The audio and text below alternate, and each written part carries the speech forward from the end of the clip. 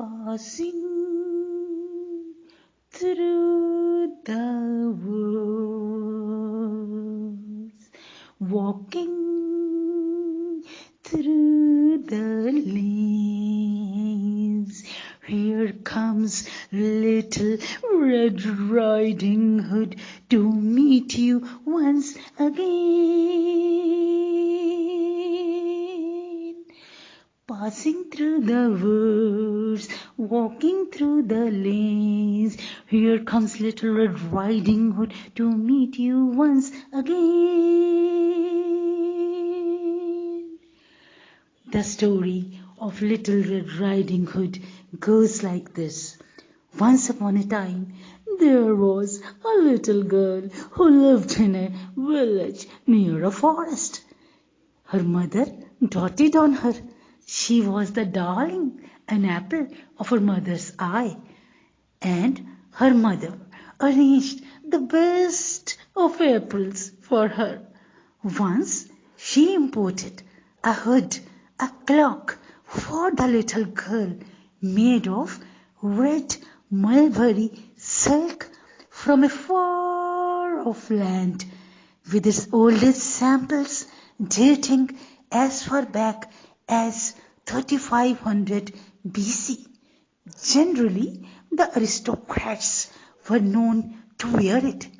The cloak suited, behoved her so well that wearing it, she looked a little princess. She liked it so very much that she would never venture out of the house without wearing it. So she was lovingly called by everyone Little Red Riding Hood.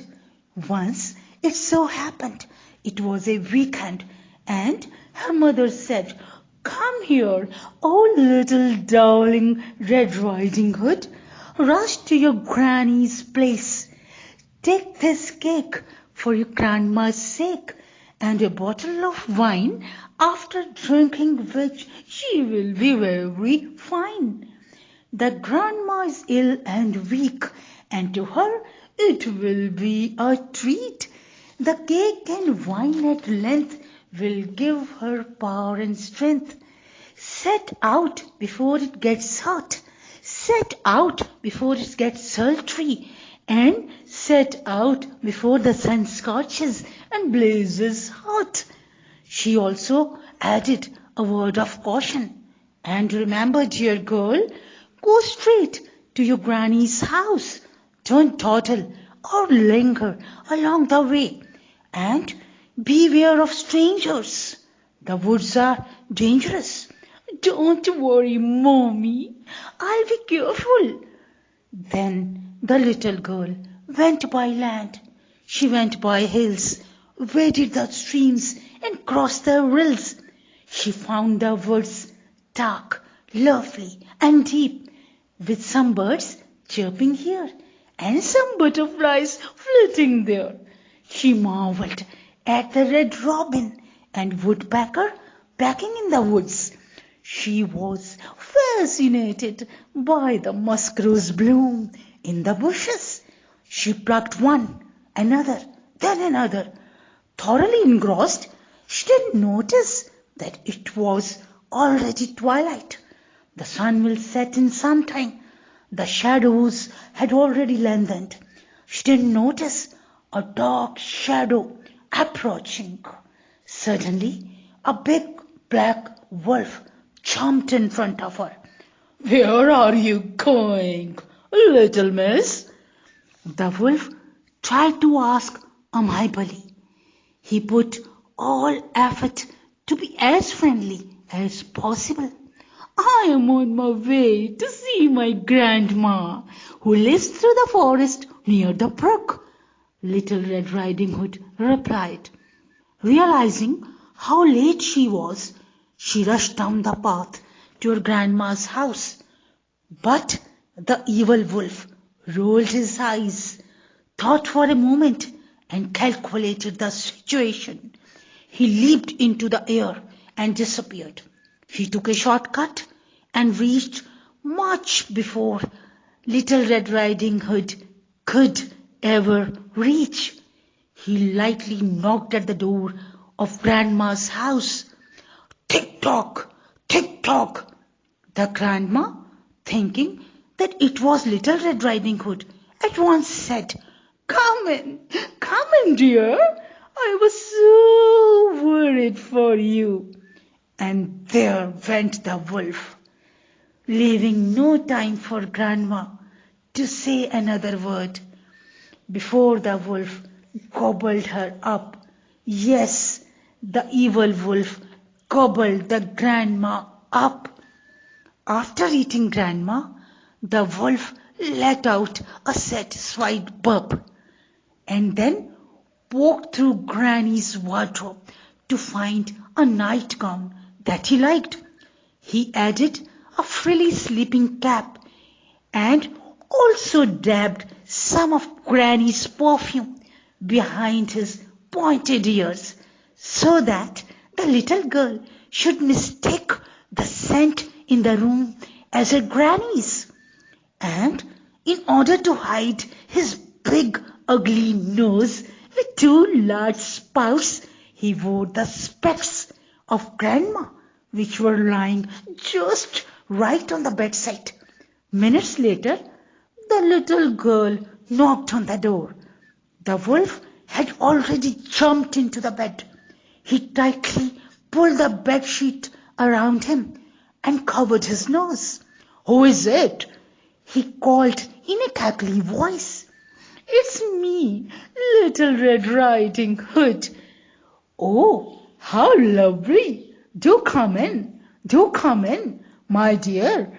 I had been waiting for you, the wolf croaked. But when she entered the cottage, she could scarcely, yes, she could hardly recognize her Grandma.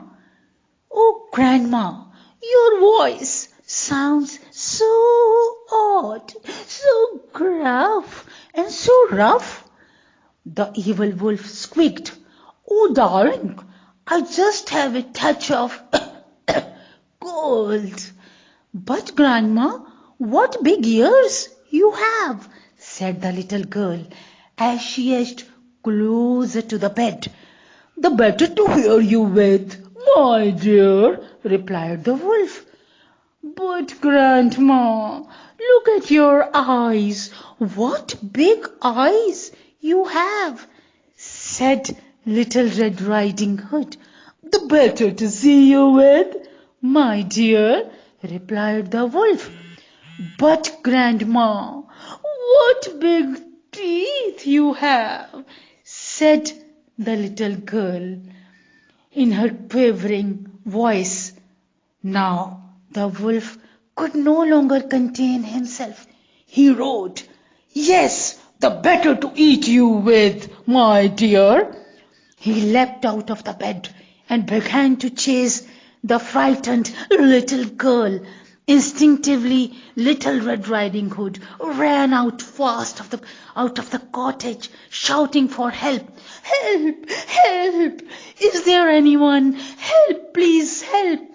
Hearing her cry, a woodcutter who was passing with a bundle of logs ran towards the cottage fast. He stuck the wolf's big fat belly with one of his logs, and there rolled out the poor Grandma from his big cavern mouth, frazzled by the whole experience, but still in one piece. Oh, my dear Grandma, I was so scared. Oh, I was so scared, sobbed the little girl.